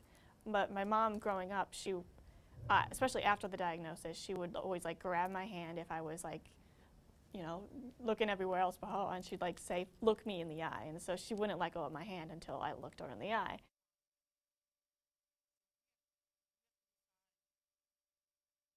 I do feel like I have to do play part because, you know, sometimes there'll be jokes I don't understand, but I'll laugh at anyway. There will be situations that I'm not comfortable with, but I'm going to have to play along anyway. And I think I just found out, like, I'm just a tremendously amazing liar. Like, I can pretend like I'm uncomfortable with something when in actuality I am screaming inside, or I know the moment I get back to my dorm room I'm going to start screaming or having a meltdown or something like that. But I also know that there is a time and a place because there isn't any safe rooms available in neurotypical society. Like, we have to make our own. And, you know, on a college campus, there's not many places you can go and scream without attracting attention. The way I explain it to people is, you know, people's brains are like hamster wheels. Eventually, the hamster's got to take a break. Autistic brains aren't like that. They just keep going and going and going. So we can't stop thinking about things. There's, like, that's why a lot of kids with autism have sleep problems, because they can't fall asleep because they have too much on their brain. They can't sleep because they're thinking too much. And I think just the walking in circles, there's no thought to a circle. Like, it's just, like, so I'll just plug in my earphones so I can't hear anything else except whatever white noise I'm listening to, and I'll just walk in a circle. I think it's just like we are just as prevalent as men with autism. There might not be as many as there are boys, but we are still part of this movement. We're still part of this community, and we just got to remind people that, hey, you know, we're here too. You know, don't forget about us. One thing I've learned is that, first off, I'm not the only person who is speaking from their own perspective. Like, I feel like I go to some of these conferences and it's a bunch of doctors and a bunch of parents who want to talk and get to know what autism is about, but there's not a lot of people on the spectrum talking about it. And so I come to these and I see Temple Grandin, who's one of the biggest faces in the autism community, actually get up and talk about what helped her and what we need to do in order to get our kids out of society and not in our parents' basements. And so it's just kind of reaffirming, like, I'm not the only one. Thank you. Because I'd go to these and I would be the only one. I'd be next to a bunch of doctors and talking about worlds I have not even seen before, let alone pronounce. And I'm just sitting here like, I did a pageant once. So it's good to know, like, I'm speaking from a perspective of not necessarily overcoming, but learning to live with this, because I feel like not a lot of people come out and say what it's like to live on the autism spectrum. A lot of people talk about the struggles and everything like that, but they don't talk about, you know, what they've done to make their lives better while living on the spectrum. Welcome back to Autism Live. You know, one of the things that I say is that I'm really lucky, that I'm one of the luckiest people I know, and that getting to be here with you on a daily basis is one of the ways that I'm luckiest. It's a privilege for me, and I've gotten to meet so many people on this journey, and our next guest is one of the many people, but at the top of the list of people that I've met that I go, man, am I lucky, and man, am I privileged to be so lucky to meet the kind of people that I'm meeting. And I'm talking, of course, about Carrie Mallory Thompson, and I met her through doing this show. I count her as a friend now, and we don't have a lot of success in being able to be in the same place at the same time. We've tried repeatedly, and it like always has issues that are sort of epic. But at some point, we're going to find time to be in the same place at the same time for an extended period of time, and neither of us will be lost on the side of a mountain. Right? But in any case, so Carrie is joining us from Arizona, and we're going to talk about two different entities having to do with Carrie. But yesterday I kind of kerfuffled it, but it's AZA Now, and tell us what that stands for. Arizona Autism Network of the West Valley. Okay. I got some of that in there, but I didn't get all of it. So you're located in but this is the Phoenix West Valley or the Chandler West Valley? Where are you? No, Chandler's considered East Valley. Phoenix is a very large metropolitan area, kind of like LA, how it just kind of like expands. Yeah. We are in the far west part of the valley of Phoenix. The part that's closest to Los Angeles, in fact. Correct, yes. All right. So those See, that coming from the East Valley will always tease about how they're driving to California. Okay, all right. And how did AZA Now come into being? Because it didn't exist a while ago. No. There weren't a lot of resources. Well, there were resources, but not a lot of people knew about them in the West Valley. So about three and a half years ago, I had gone out to the East Valley Autism Network's summer meeting on summer school or summer camps and all that kind of stuff, because I wanted to see what was out there for my kid, and I wanted to see what kind of programs that I can get him into. And I went out to the meeting, and the more they talked and the more the speakers came up and talked about their summer camps and their programs, I was like, this really has nothing to do with me, because there's no way with my job and his therapy that I'm going to be able to get him out to the East Valley for these summer camps. So I kind of felt kind of defeated a little bit, but then the more I sat there, I continued to listen to the people, and I listened to the parents and all the resources that were available. I'm like, we don't have anything like this in the West Valley, and we need something like this. So after the meeting, I drove back, and it was an hour and a half drive. And I drove back, and I got on Facebook, and I thanked the ladies over at Evan and said, you guys put on a great meeting. Unfortunately, I'm not able to participate in any of this stuff because it is so far away. But, I was very inspired, and you guys did a great job. I said, we need something like this in the West Valley. And another autism mom chimed up and said, well, then do something about it. I'm like, okay. So I did. So at the time, me and another autism mom, we kind of got together and said, okay, well, what can we do? What kind of programs can we offer in the West Valley to get our autism community together? So that's kind of how AZA Now got started. And you guys do amazing work, and I talk a lot on the show about the power of one, and just that pivotal moment where you were going, hey, I feel defeated because I see that there are potential things that my kid could benefit from, but they're not in a place that I can access them.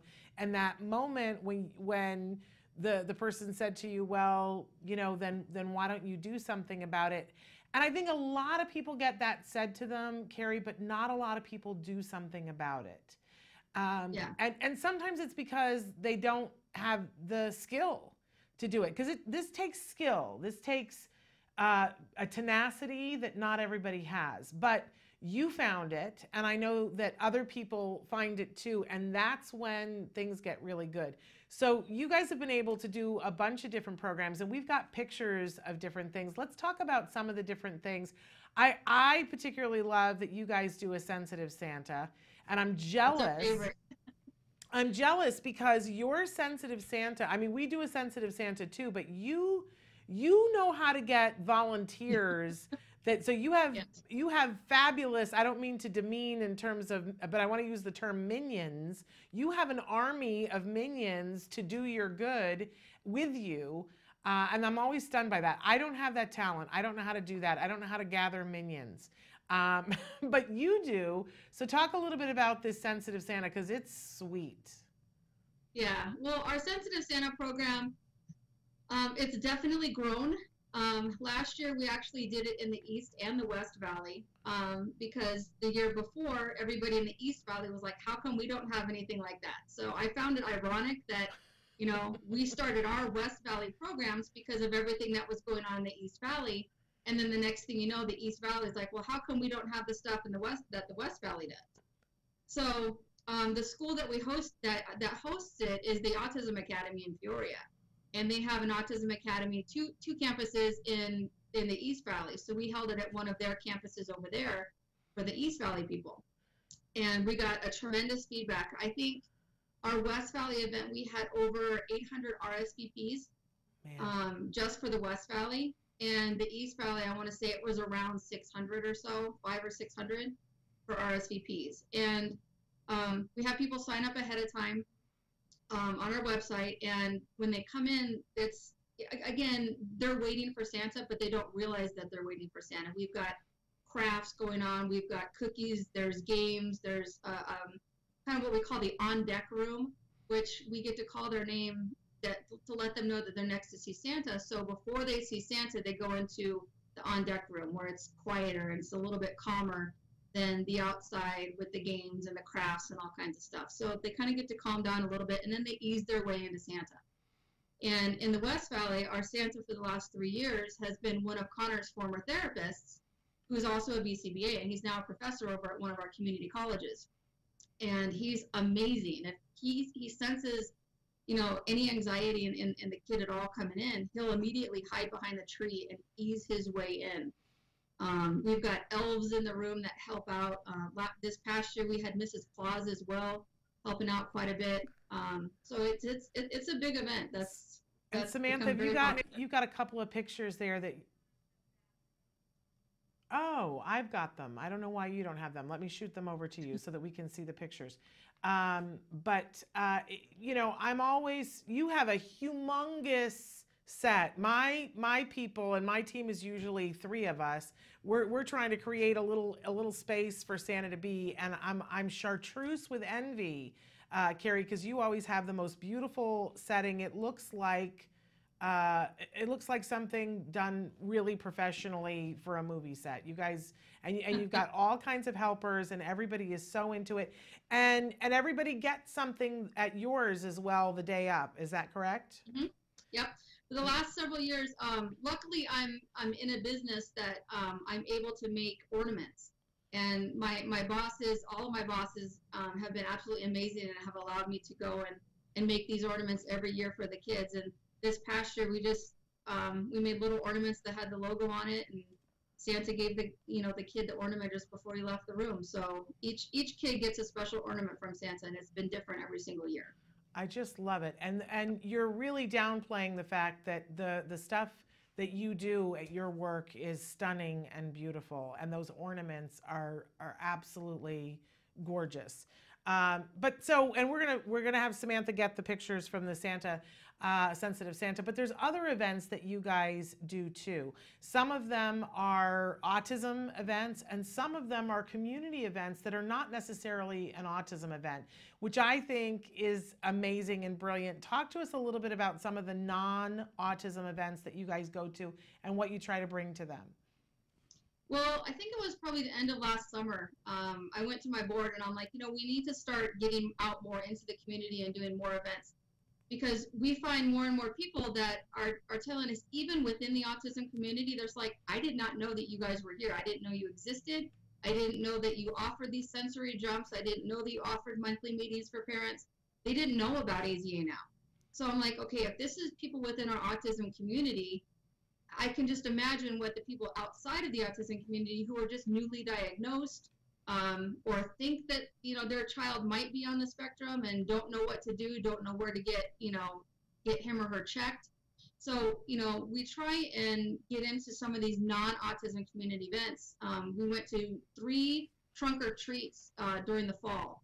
And I believe I sent a couple of the pictures. Yeah, that's one of them. The one on the left is Olivia, Becky, and Nicole. And then Nicole's daughter, Reese. We were out at the El Mirage event. And again, this is a non-autism event. So, we're, handing out candy, doing sensory tubs, and, even kids without autism are flocking toward the water beads and the rice bins, and they absolutely love them. Yeah. So we're just trying to get ourselves out there. And so people, like I said, if they think that they might be on the spectrum or know somebody who might be, at least we're a resource for them. And that's kind of what we were hoping for. Absolutely. It's wonderful. And then you brought up some of the events that you guys do. What's the next big event that you guys have coming up? Our next event is our back to school swim party. And that we are teaming up with the City of Surprise, and they block off 2.5 hours of time at the local community pool just for our group. And it's all for special needs. It's not just for kids with autism. That is on July 28th from 5:30 to 7 out in the City of Surprise. And I think last year I happened to be in town the day that they were doing, or was the day before. It's always shocking to me, because I'm from back east, that how early we go back to school this side of the country. But so July 28th, you said? Correct. Because you're probably going back, around August 1st, going back to school? I believe that first week of August, like the 4th or the 5th, is when my kids do go back. What a wonderful, wonderful event. And then you mentioned that you have support groups. What kinds of things do you have for the folks? Well, we do bi-monthly meetings where we'll get a different guest speaker coming in. Not April, but I believe it was I can't remember. It was March, I believe it was. One of my former softball players is now a pediatric chiropractor, and she came in and she talked about sensory overload and all that kind of stuff. So she came in from Ignite, and she was our guest speaker. On April 21st, we're actually going to be doing an autism toolbox, and that is a 4-hour workshop that we do every quarter. And we'll have 3 to 4 guest speakers, and this particular one is going to be geared toward what is autism. So we're going to try and push it toward teachers, people in the medical community, family members, people who just don't know a lot about autism and want to know more about it. I love it. It's just it's amazing what has happened. Are you ever just like stunned when you think about all of the arms and legs and the people that you've been able to reach because of that moment that you said, okay, I guess I'm going to have to make something here? Very much so. Very much so. I mean, since the day my son was diagnosed, and I mean, I can't believe the different paths my journey has taken. It's been like a roller coaster, but I wouldn't change a thing.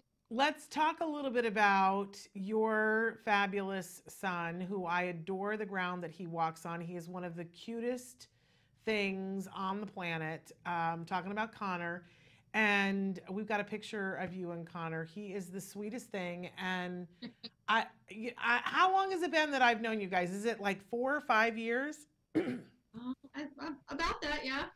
And what I remember in the early days, because the first time I ever remember chatting with you online, he was not diagnosed, but you were thinking that he might be somewhere on the spectrum.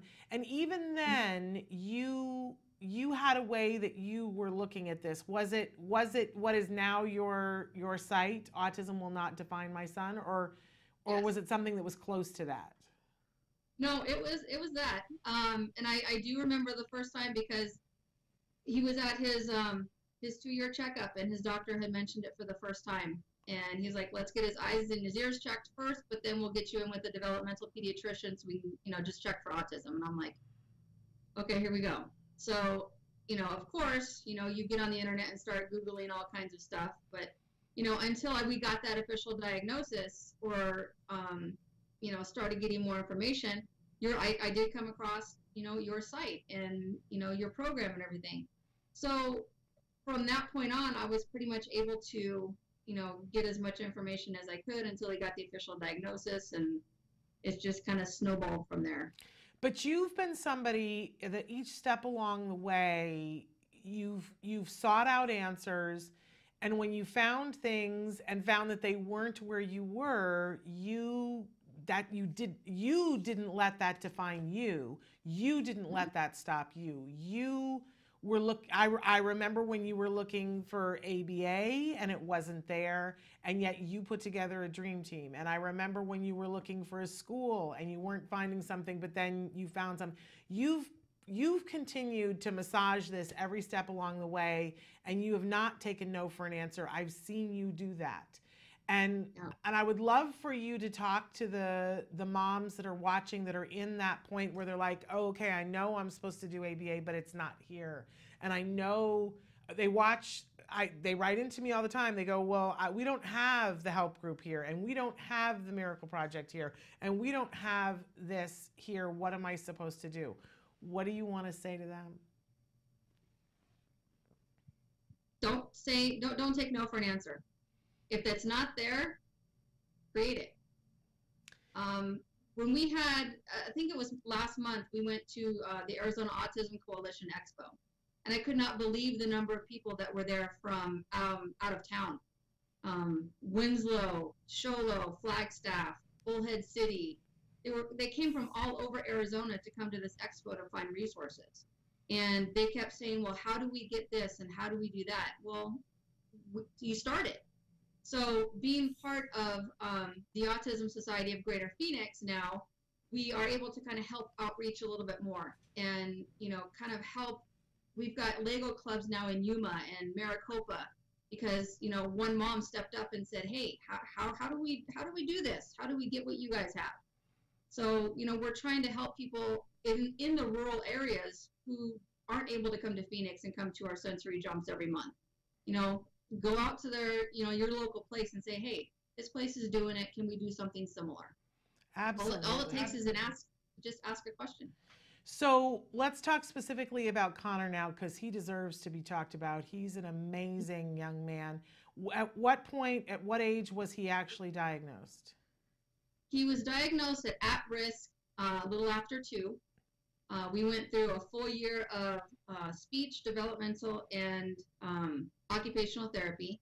He was then reassessed at 3, and that's when he got the official autism diagnosis.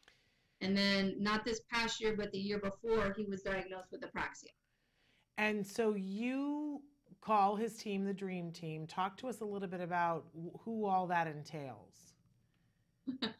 Well, his Dream Team consists of every single therapist who's worked with him, everybody who's helped him get to where he's at, and everybody who's currently working with him. That includes all of his paras at school, his actual teachers, the grandmas who help take him to and from school and watch him when I'm at work. I mean, everybody encompasses this Dream Team. Yeah, because we have to point out you are a single mom and you work way more than full time. You are an integral part of this AZA now. You're somebody who is a member of your community and has done a lot in your community. You used to coach women's softball and have an entire community around that. And you are also someone who is a brilliant photographer and used to do a lot of photography that you've kind of put a little bit, I don't want to speak for you, but it seems like you put that a little bit on hold because you've got so many other balls that you're juggling. But you're a busy, busy woman. You are not sitting at home eating bonbons and watching soaps. No. Well, I watch my soaps, but it's usually at anywhere between 12 and 2 a.m. when I'm working. All right. Well, that makes a certain amount of sense. But so, but let's talk a little bit about, so the progression of Connor being diagnosed and then getting later the apraxia diagnosis. Mm-hmm. And we don't hear enough about apraxia. How does that manifest itself in Connor? Well, the way that I describe it to, everybody who asks about it is that somewhere up in the brain, he knows what he wants to say, but between here and the tip of his tongue, there's a disconnect, and he can't figure out how to say it. And he's getting a lot better. But I mean, I still see him now saying certain words where he'll say the end of the word before he says the beginning of the word. So he kind of gets things a little bit backwards. Or he'll say maybe that like that's like a 2 or 3 phrase word or 2 or 3 word phrase. He'll say the last word and not the first 2 words. So I can visibly see sometimes where the apraxia kind of comes in. Yeah. But just by getting that apraxia diagnosis, we were able to get additional speech time, which I can't tell you, Shannon, in the last year, he has just blossomed, and he's saying more words. And if I can't understand him, I'll ask him to get his iPad so he can then type it out and use the keyboard. And now he's telling me, no, I don't want to use my iPad, and I want to tell you. So that just for him to acknowledge that and to realize that what he's trying to say is just absolutely amazing to me. And you have done something really remarkable. You've been videotaping Connor since he was little and sharing those videos publicly, showing the triumphs and the frustrations. And for people who need to see how hard our kids work, I sometimes tell them, okay, you have to go over to Autism Will Not Define My Son, because I think you have a bigger library of watching a child work than anybody else. And I know that sometimes, Carrie, you get some guff about that people say you shouldn't be posting that. You shouldn't be, that's private, and that's, because some of it's hard to watch. I don't know how you do it, because I watch, and I know you, and I know Connor, and I get choked up. It's not unusual that I'll be sitting on the couch with my husband, we're watching a TV show, and I'll be like, oh, and then I'll go, yes. And my husband will be like, are you watching Connor? Because I'm living and breathing it. And, and I'm the lady who gets to see him maybe once a year. I don't know how you do it as a mom. It's so, sometimes it's so hard, but he works through it all. He doesn't give up, and you never give up on him, Carrie. No. It's inspirational. You can't. I mean, if I give up, then he gives up, and he's not going to progress. But one of the reasons that I do record a lot and I do post a lot is not only because I hope it helps someone else, but also because it helps my family see what our struggles are and how he's progressing. One day he may fall off his bike 10 times, but then the next day he's riding it for 2 seconds without leaning, But the other reason also is because of his dream team. So I honestly don't think, because his dream team can't always be at the same place at the same time. So by keeping connected with the videos and, the private Facebook group that we have for his dream team and questions, everybody's able to bounce ideas and say, hey, this is working, this isn't working, or this is the behavior that, we found today, and what's going on? Did he not sleep well? What is the case? So having that communication within his dream team, both publicly on his page and privately on his group page with just his dream team, that's made a huge difference.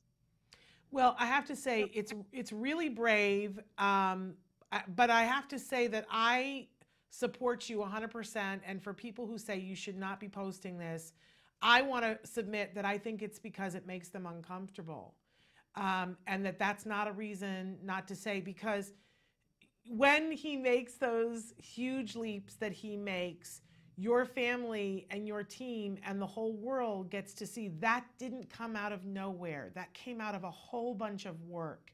And that down the road, as he continues to grow and as he continues to get more language, it's not going to be that somebody's going to be able to say, oh, well, he just outgrew it. That's 68 kinds of BS. He's working harder than most people do in a lifetime, and you are working hard and supporting him harder than anybody I know, Carrie. I have to say, you're remarkable. He's remarkable. And, I know you give him a lot of credit because he's got such a huge heart.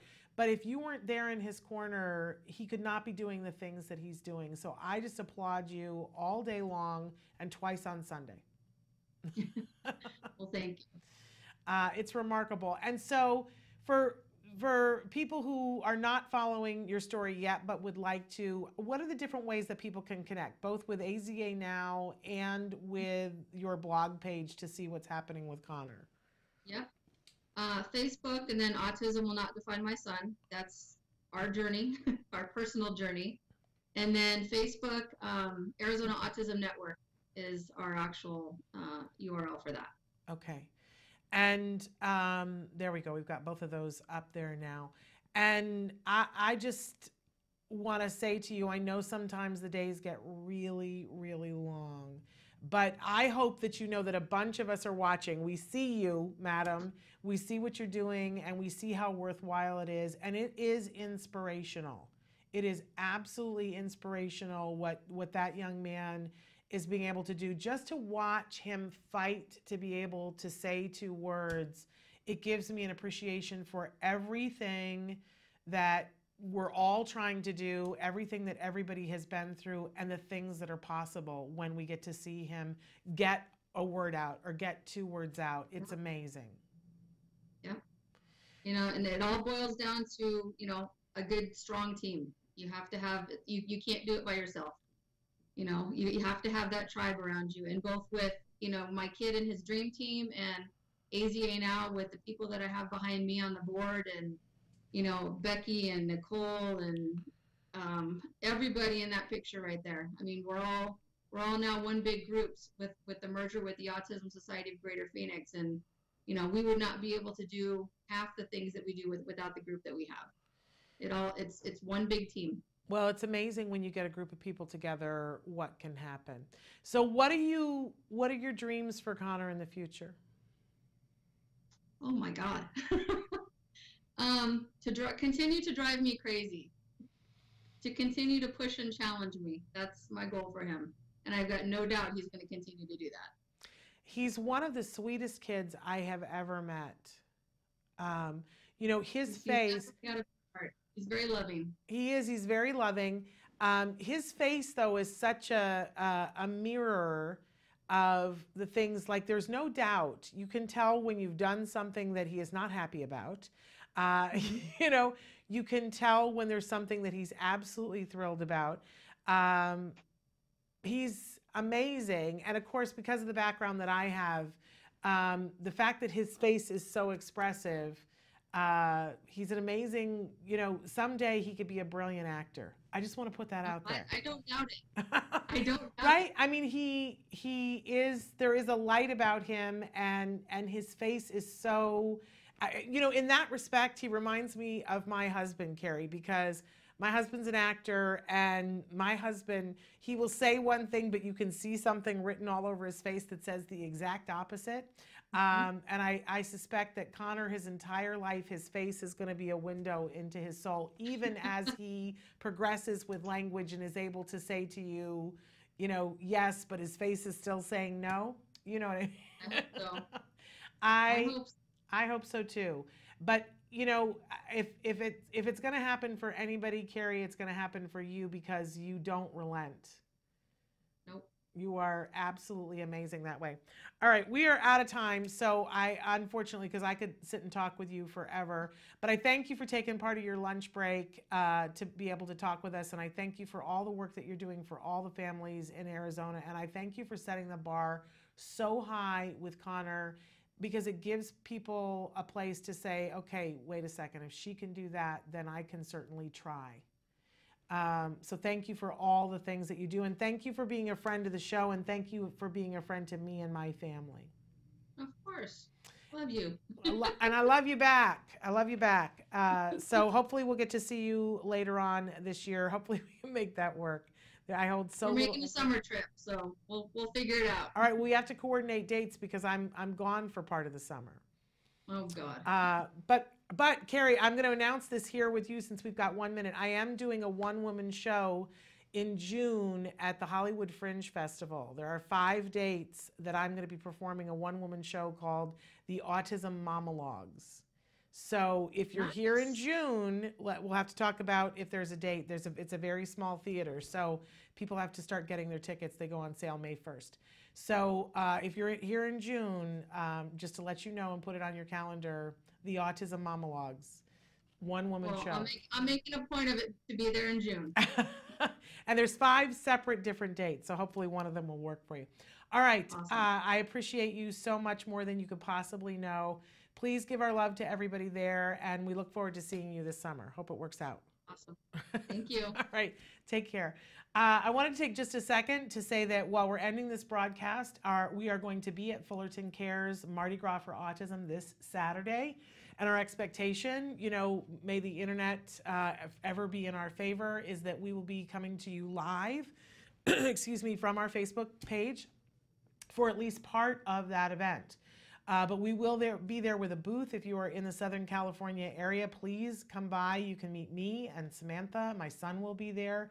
Play some games with us. Maybe be on the live feed from Autism Live. But even if you don't come by and see us, the event, Fullerton Cares, the Mardi Gras from Autism, talk about, you know, the power of one and getting a community together.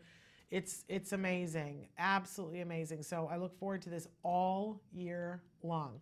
Hope that we can see you there. We're going to be back next Wednesday, and I have to say that Tuesday is Dr. Grant Pichet's birthday. So I want to give the shout out to everybody to please send your birthday messages in for Wednesday, when we will have Dr. Grant Pichet here with us live. For Let's Talk Autism with Shannon and Nancy, we are having a 13-year-old boy named Hamish, who is going to be with us from Australia, talking about apps that he has created. It's absolutely amazing. And then on Thursday, we're having a young woman who's a designer on the spectrum, who is making a line of clothes that I think that you're going to be really interested in. Plus, our other usuals will have Bonnie Yates and an expert from CARD. It's going to be a full week. So please join us. We're out of time. Until then, give your kiddos a hug from me and one for you too. Bye-bye for now.